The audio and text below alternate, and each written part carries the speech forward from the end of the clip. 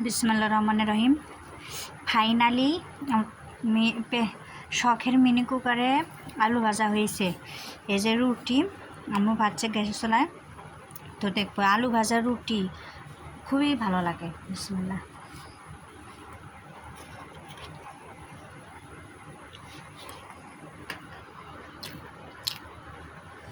সাথে ডিম ভাজা আরও বেশি ভালো লাগে, যেহেতু ডিম ভাজা নাই এই জন্য শুধু আলু ভাজাটাই খাচ্ছি।